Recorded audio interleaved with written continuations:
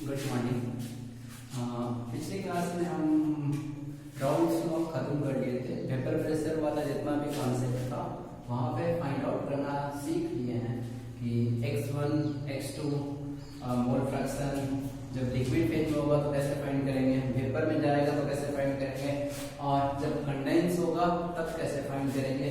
तो तीनों के लिए एक लॉन्ग मेथड था और एक शॉर्ट ट्रिक था। तो ये क्लियर हो गया होगा और सबसे क्वेश्चन बन गया है। तो उससे आगे स्टार्ट करते हैं। अब मेरे पास ये आइडियल, नॉन आइडियल और क्वालिटेटिव प्रॉपर्टी पढ़ने के लिए बचा हुआ है, तो ये आगे कंटिन्यू करते हैं। हाँ, एक बात और सुन लो, इस क्लास के अलावा एक बैच स्टार्ट कर रहे हैं, पर ये उसके लिए है जो सिर्फ इस एरिया में रहता है। मतलब सरस्वती विद्या मंदिर नदी किनारे के साइड जो भी रहता है वही आ सकता है। इसके अलावा जो दूर से वो कोई भी नहीं आएगा, और आने से पहले हमको मैसेज कर देना तभी। उसमें सॉल्यूशन नहीं, उसमें केमिकल काइनेटिक का स्टार्ट करने वाले हैं। केमिकल काइनेटिक बाकी जैसे भी ये ऑनलाइन वीडियो डाल रहे वैसे ही चलता रहेगा, जब तक तो चलता रहेगा जब तक सॉल्यूशन और कोऑर्डिनेशन कंपाउंड का बचा हुआ पार्ट कंप्लीट ना कर दे, तब तक तो कंटिन्यू रहेगा, चाहे कोई देखे या नहीं देखे। लेकिन उसके बाद का चैप्टर जो है वो तुम्हारे इंटरेस्ट पे अगर बोलेगा तो आगे कंटिन्यू करेंगे, अदरवाइज यहाँ उसके बाद स्टॉप कर देंगे। और उस बैच में केमिकल काइनेटिक स्टार्ट कर रहे हैं, और तो वही आएगा जो इस एरिया के अगल बगल है, बाकी दूर वाला कोई भी नहीं आएगा। क्योंकि और वैसे भी देखो अब कब खुलता है पता नहीं, मेरे बस एक ही बैच लेंगे, इसके अलावा कोई बैच नहीं पढ़ाने वाला है। चलो इसमें स्टार्ट करते हैं। Formation of solution. सॉल्यूशन कैसे बनता है? अब सॉल्यूशन बनने का प्रोसेस देखो क्या होगा। सॉल्यूशन बनने के लिए कुछ नहीं करना है, थोड़ा सा एग्जांपल देख लो किस टाइप से सॉल्यूशन बनता है। जैसे इस एक कंटेनर है, इसमें वाटर है, और एक कंटेनर अल्कोहल है, दारू जो बिहार में बंद है। तो एक वाटर और ये अल्कोहल। अब यहाँ पे अगर देखें तो ये अगर वाटर मान के चले तो यहाँ पे वाटर के मॉलिक्यूल्स है और ये वाटर के मॉलिक्यूल के बीच में फोर्स ऑफ अट्रैक्शन है। मतलब हम अगर इसको A मान लें कि A है और ये A है, तो यहाँ सिर्फ A और A के बीच में, मतलब सब कुछ तो A ही है, तो यहाँ सिर्फ किसके बीच में इंटरेक्शन है? सिर्फ A के बीच में इंटरेक्शन है। इंटरेक्शन मतलब उसके साथ अटैच है। यहाँ पे क्या मान के चले थे? अल्कोहल मान के चले थे, तो इसको B मान लेते हैं कि ये B है। तो यहाँ पे देखें तो सिर्फ किसके किसके बीच में इंटरेक्शन है? सिर्फ B, मतलब सिर्फ B के पार्टिकल के बीच में इंटरेक्शन है। तो यहाँ पे सिर्फ A के पार्टिकल के बीच में इंटरेक्शन, और यहाँ सिर्फ B के पार्टिकल के बीच में इंटरेक्शन है। अब देखो हमको सॉल्यूशन बनाना है। सॉल्यूशन बनाना है तो क्या करेंगे? पानी है और पानी में क्या डाल देंगे? अल्कोहल डाल देंगे। जैसे पानी में अल्कोहल डालेंगे तो क्या ये A इंटरेक्शन जैसे ही रहेगा या टूट जाएगा? ये अगर सॉल्यूशन बना रहे हैं तो ये इंटरेक्शन क्या होगा? टूटेगा। मतलब A के बीच में हो सकता है B आ जाए, यहाँ A फिर कौन आ जाए? B, कैसे भी अरेंज होगा, लेकिन A का इंटरेक्शन तो अब क्या होगा? टूट जाएगा, और इसके अंदर कौन आने वाला है? B आ जाने वाला है। मतलब पहले का इंटरेक्शन A था, पहले का इंटरेक्शन यहाँ पे B था। जब सॉल्यूशन बनाए वो AB इंटरेक्शन हो गया। तो इस टाइप से सॉल्यूशन का फॉर्मेशन होता है। यही यहाँ पे दिखा रहे हैं कि पहले यहाँ पे सॉल्यूशन ये V1 मान लिए, V2, और ये जो फाइनल बना उसको V3। तो यहाँ सिर्फ A के पार्टिकल के बीच में इंटरेक्शन था। तोड़ने के लिए क्या होता है? एनर्जी हम देते हैं। अगर किसी को किसी फोर्स ऑफ अट्रैक्शन को तोड़ना है, ये A के बीच में इंटरेक्शन और इसके फोर्स ऑफ अट्रैक्शन को तोड़ना है, तो इसको हम क्या करेंगे? एनर्जी देंगे। एनर्जी देंगे मतलब ये एनर्जी क्या होता है? एब्जॉर्ब। एनर्जी एब्जॉर्ब होता है, मतलब ये एनर्जी हम दे रहे हैं तो कौन सा प्रोसेस है? एंडोथर्मिक, मतलब हीट क्या होता है? एब्जॉर्ब होता है। तो यहाँ पे हीट क्या हो रहा है? ये एब्जॉर्ब हो रहा है। ब्रेक करते हैं तो हीट एब्जॉर्ब होता है। ये याद हो गया ना? देखो ब्रेक कर रहे हैं तो एनर्जी इसको मिल रहा है, और मिल रहा है तो फिर ये एनर्जी एब्जॉर्ब हो रहा है। अब यहाँ भी कौन कौन बीबी इंटरेक्शन था, इसको भी ब्रेक होगा ही, क्योंकि इसके बीच में जाएगा या इसके बीच में जाएगा तो हीट इसमें भी क्या होगा, एब्जॉर्ब होगा। बेबी कौन सा प्रोसेस है, एंडोथर्मिक। अब B1 B2 के मिला देंगे तो एक V3 सॉल्यूशन मिलेगा। अब AA BB जो होगा इंटरेक्शन, अब AA इंटरेक्शन के बीच में कौन आ गया है, BB का पार्टिकल आ गया है, तो ये सॉल्यूशन बन गया है। अब जो सॉल्यूशन बना है, यहाँ सिर्फ AA इंटरेक्शन था, यहाँ BB, अब जो बना है वो AB टाइप वाला बना है, AB इंटरेक्शन। अब कोई भी सबस्टेंस फॉर्म होता है तो सबस्टेंस फॉर्म होता है तो चाहता है कि वो स्टेबल हो, और स्टेबल होने के लिए क्या होना चाहिए, एनर्जी को रिलीज करना चाहिए। 11th का अगर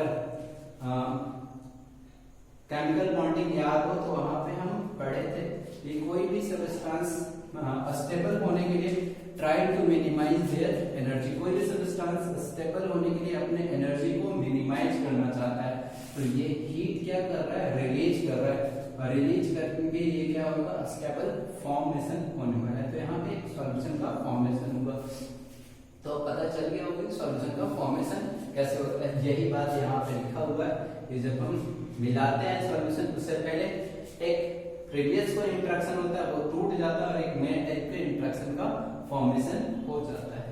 अब देखो ये जब हम सॉल्यूशन बनाएंगे तो कोई कुछ चेंज आएगा इस सॉल्यूशन में, उसी चेंज को यहाँ पे दिखा रहे हैं। कौन कौन सा चेंज आएगा, पहला है डेल्टा V मिक्स। जब हम मिक्सचर फॉर्म करेंगे तो डेल्टा V में क्या चेंज होगा, तो change in volume. Delta V का मतलब है, डेल्टा V अगर पूछा जाए तो चेंज इन वॉल्यूम क्या होगा। देखो चेंज इन वॉल्यूम, इसको थोड़ा आगे और क्लियर हो जाएगा चेंज इन वॉल्यूम कैसे देखेंगे। जैसे सपोज करो ये कंटेनर था और 100 ml था, और ये कंटेनर में कितना था, 100 ml। अब ये दोनों को मिला दिए एक दूसरे में, जब सॉल्यूशन बनाए तो ये कितना हो गया, 200 ml। क्या वॉल्यूम में कोई चेंज हुआ, ये भी 100 ये भी 100, और जो फाइनल आया वो कितना, 200, तो 200 ही आना चाहिए था।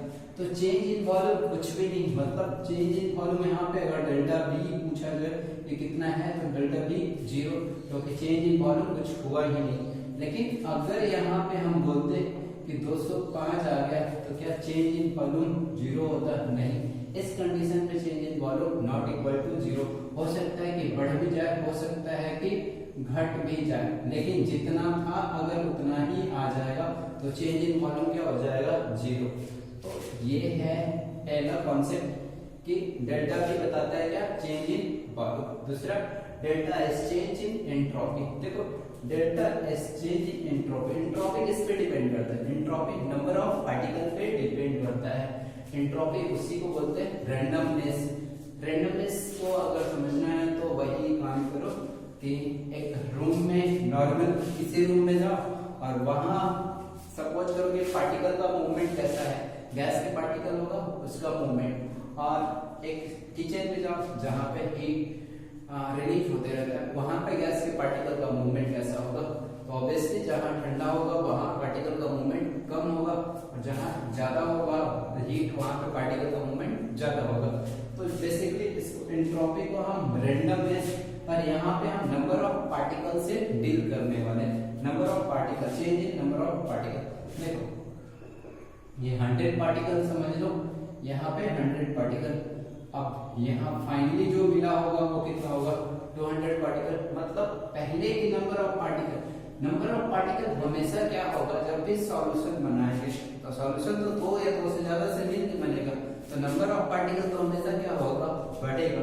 मतलब पूरे जब सॉल्यूशन चैप्टर पढ़ रहे हैं हर जगह डेल्टा S का वैल्यू जो होने वाला है वो ग्रेटर देन 0 होने वाला है, मतलब हर जगह नंबर ऑफ पार्टिकल बढ़ने वाला है। तो ये भी क्लियर हो गया होगा। Delta H change in enthalpy, enthalpy में चेंज कैसे होगा, देखो ये वाला को हम तोड़ रहे थे, ये वाला को भी हम क्या कर रहे थे, तोड़ रहे थे। अब ये वाला फॉर्म हो रहा है, जैसे ये वाला को तोड़ने में अगर हम ज्यादा एनर्जी दिए और ये जब फॉर्म हुआ तो उससे कम एनर्जी या ज्यादा एनर्जी, ये हम थोड़ा आगे जब पढ़ना स्टार्ट करेंगे तो ये वाला टर्म क्लियर होगा कि delta H change in enthalpy, मतलब हम जो बॉन्ड बना है यहाँ उसको तोड़ने के लिए पहले से ज्यादा एनर्जी दे रहे हैं या कम एनर्जी।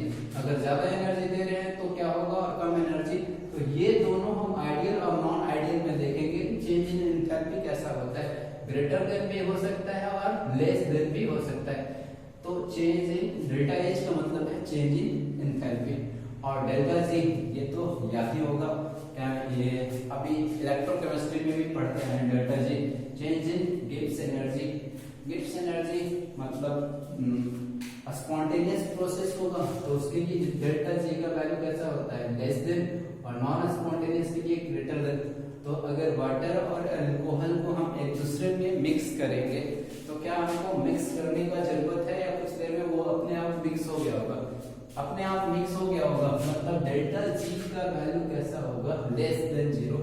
तो डेल्टा भी चेंज हो सकता है, डेल्टा एच चेंज हो सकता है, लेकिन डेल्टा एस पूरे इस चैप्टर में ग्रेटर देन 0 रहने वाला है और डेल्टा जी इस चैप्टर में लेस देन 0 रहने वाला है। तो ये दोनों फैक्टर तो याद ही हो गया।